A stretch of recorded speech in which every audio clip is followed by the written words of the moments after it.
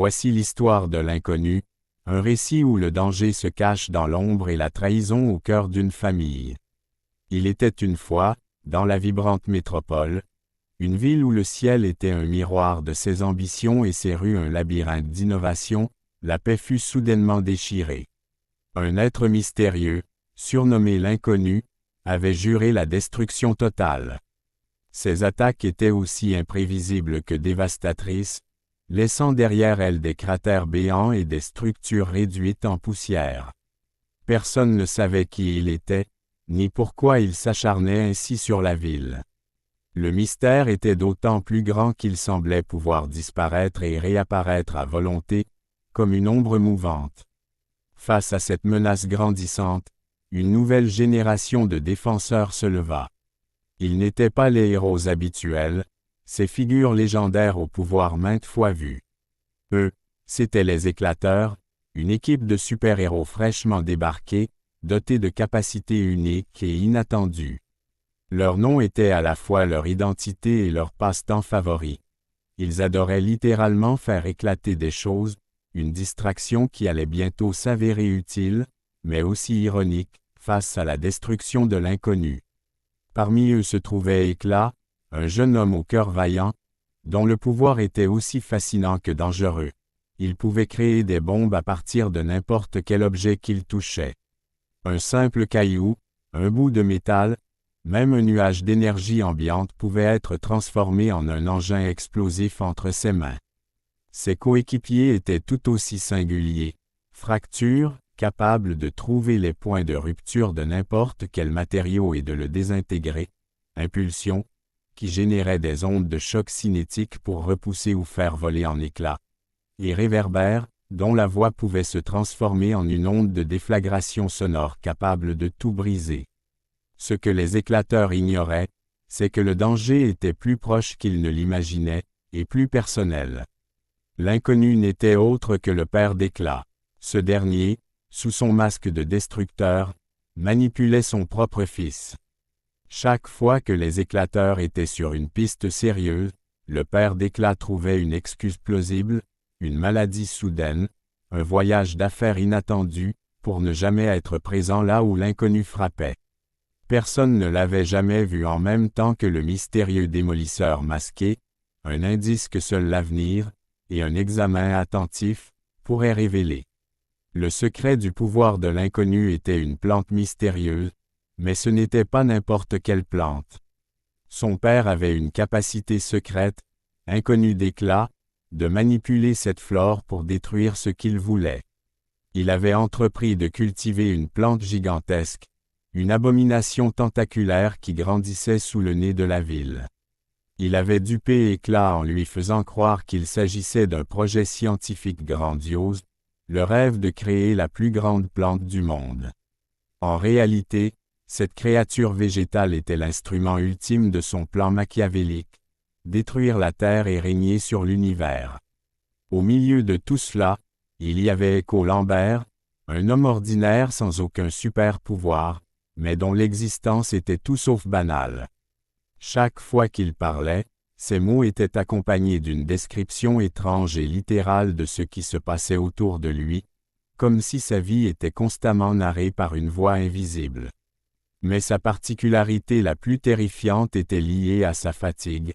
Un simple bâillement d'écho avait le potentiel de détruire la Terre. Un danger constant et involontaire planait sur le monde à chacun de ses soupirs de sommeil. La première phase du plan de l'inconnu se déroula dans un chaos absolu. Alors que la plante géante prenait de l'ampleur, Écho Lambert, sans le vouloir, prononça quelques mots anodins. L'océan semble, agité, avait-il dit en regardant un reportage télévisé sur les marées. Ce fut suffisant. L'onde de sa particularité résonna à travers le globe, et l'Atlantique fut déchiré. Des rats de marée dévastateurs engloutirent des régions entières, laissant des villes sous les eaux et des milliers de vies emportées. La destruction était immense, mais l'inconnu n'était pas satisfait. Au contraire, sa rage fut décuplée. Il décida que pour régner, il devait posséder tous les pouvoirs du monde. Pour ce faire, l'inconnu mit en place une fausse piste machiavélique. Il commença à voler des pouvoirs à d'autres êtres surhumains, mais il laissait derrière lui de faux indices, des traces d'une technologie avancée et de manifestations de capacités qui pointaient vers un tout nouveau coupable, un architecte de l'anomalie, un génie maléfique capable de manipuler les lois de la physique. Les éclateurs, horrifiés par la destruction de l'Atlantique et obsédés par la montée en puissance de ce nouvel architecte, se lancèrent à corps perdu dans la traque de cette ombre. Pendant qu'ils poursuivaient ce fantôme, l'inconnu, sous le voile de son identité secrète et avec l'aide de sa plante géante, continuait de moissonner les pouvoirs, se préparant minutieusement pour son objectif final, détruire la Terre et asseoir son règne absolu sur l'univers. Le temps était compté, et les éclateurs, piégés dans un jeu de dupes, ignoraient encore que le véritable ennemi était plus proche que jamais, au cœur même de leur équipe. Est-ce que les éclateurs vont découvrir la vérité avant qu'il ne soit trop tard? Et comment Echo Lambert, avec son dangereux bâillement, jouera-t-il un rôle crucial dans le dénouement de cette histoire?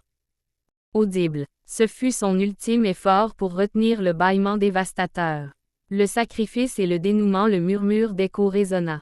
Ce n'était pas un bâillement de destruction, mais un écho de ses propres mots, amplifié par la tension du moment.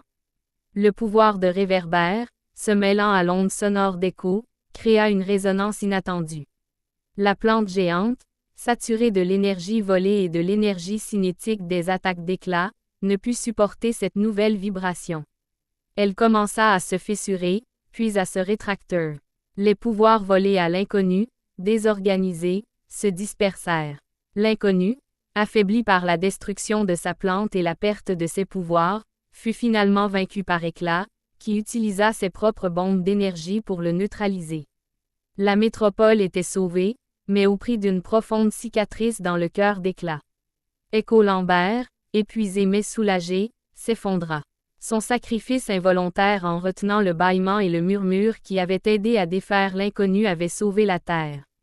Il avait prouvé que même sans super pouvoir, un homme ordinaire pouvait être un héros. Après la bataille, l'inconnu, vaincu et privé de ses pouvoirs, succomba à ses blessures. Éclat dut apprendre à vivre avec la vérité sur son père. Les éclateurs continuèrent de protéger la métropole, plus unis et plus forts que jamais. Quant à Echo, il passa un très long moment à dormir, et le monde retint son souffle à chaque fois qu'il se réveillait. Le danger d'un bâillement fatal n'était jamais loin, transformant chaque sieste en une mission secrète pour la sécurité du. Le réveil d'Éclat, la fausse piste de l'architecte de l'anomalie avait tenu les éclateurs en haleine pendant des semaines. Éclat, obsédé par l'idée de ce nouveau super-vilain, se lançait à corps perdu dans chaque investigation, ignorant les signaux subtils. Son père, sous le nom de l'inconnu, avait continué de cultiver sa plante tentaculaire en secret, la nourrissant des énergies volées aux autres surhumains. La plante, désormais gigantesque, projetait une ombre malsaine sur la métropole, que les habitants prenaient pour une nouvelle installation artistique. Seul Éclat trouvait la création de son père étrangement familière. Un soir, alors qu'Éclat travaillait tard dans le laboratoire de son père sur un projet de biocarburant, en réalité un plan pour siphonner plus d'énergie, il remarqua un détail troublant. Sur l'écran de l'ordinateur de son père, il vit une photo d'une fleur rare, celle-là même que l'inconnu utilisait pour ses pouvoirs. Son père, normalement si discret, avait oublié de fermer un dossier. En zoomant, Éclat vit des schémas de l'énergie cinétique et des analyses de vibrations sonores, étrangement similaires aux attaques de l'inconnu. Le doute commença à s'insinuer. Le regard d'Éclat tomba ensuite sur une cicatrice en forme d'éclair sur le bras de son père, visible sur une vieille photo encadrée sur le bureau, une cicatrice qu'il avait toujours attribuée à un accident d'enfance, mais qui ressemblait étrangement au symbole que l'inconnu laissait après ses dévastations. Pendant ce temps, Echo Lambert, épuisé par une série de nuits blanches, se débattait avec une fatigue oppressante. Il tentait de ne pas bâiller, se rappelant l'horreur de l'Atlantique. Mais alors qu'il regardait un reportage sur les étranges vibrations qui secouaient la ville causées par la croissance de la plante géante, un mot lui échappa. la terre est sur le point de s'ouvrir. Un frisson le parcourut, mais il réprima un bâillement qui aurait pu anéantir la ville. Son corps était sur le point de lâcher, et il savait que le prochain bâillement serait fatal. Éclat, le cœur serré, confronta son père. « Papa, c'est toi, l'inconnu. » Son père, pris au dépourvu, tenta de nier, mais l'épreuve était accablante. Il ne pouvait plus cacher la vérité. L'inconnu, sans son masque, révéla son plan, utiliser la plante géante pour siphonner toute l'énergie de la Terre, la réduisant en poussière pour qu'il puisse ensuite régner sur l'univers vidé de vie. C'est la seule voie, Éclat, dit-il avec une folie dans le regard, pour que nous puissions enfin dominer. Le dilemme d'Éclat était dévasté. Son père, son mentor, l'homme qu'il admirait, était le monstre qu'il chassait. La trahison le rongeait, mais il savait qu'il n'avait pas le temps de s'apitoyer. La plante tentaculaire était sur le point d'atteindre sa pleine puissance, et les vibrations étaient de plus en plus fortes. Il expliqua la situation aux éclateurs, qui furent choqués mais prêts à agir. « Nous devons arrêter ton père, Éclat, dit Fracture, peu importe ce que ça te coûte. » La bataille finale commença. Les éclateurs lancèrent un assaut désespéré contre la plante géante, qui se défendait avec des vrilles d'énergie. L'inconnu, armé des pouvoirs volés et de la manipulation de sa plante, se révéla être un adversaire redoutable. Éclat, déchiré entre l'amour filial et son devoir de héros, dut affronter son père dans un combat explosif. Pendant ce temps, Écho Lambert, épuisé et au bord de l'effondrement, fut attiré malgré lui vers le lieu du chaos. Ses bâillements devenaient de plus en plus difficiles à retenir, chaque effort lui coûtant des souffrances atroces. Au milieu de la confrontation, alors que l'inconnu était sur le point de porter le coup de grâce à Éclat, Écho, les yeux larmoyants de fatigue, lâcha un soupir profond.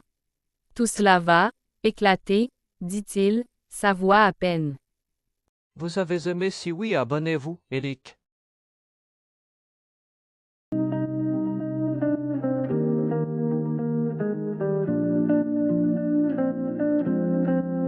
Dans l'ombre il marche, le père perdu, un éclat brisé, un rêve déçu. L'héros se lève, lumière au bord, mais l'amour trahi, c'est un coup près qui mord. L'éclat, l'éclat, le feu dans leurs mains, capitaine des âmes, ils respectent le destin. L'éclat, l'éclat, un combat sans fin, super-héros du ciel, éclateur de demain.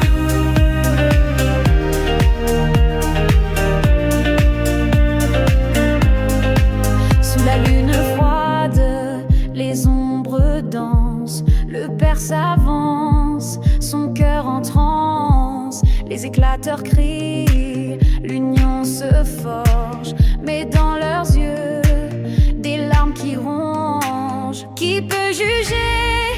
Qui peut pardonner quand l'amour s'efface sous le poids du passé? L'éclat, l'éclat, le feu dans leurs mains, capitaine des âmes, respecte-t-il le destin? L'éclat, l'éclat, un combat sans fin, super-héros du ciel, éclateur de demain. La lumière contre l'ombre, un duel éternel, le père et son fils, une guerre émotionnelle. Les étoiles pleurent, le ciel se fend, mais l'éclat demeure puissant et flamboyant. Soudain les cœurs s'enflamment,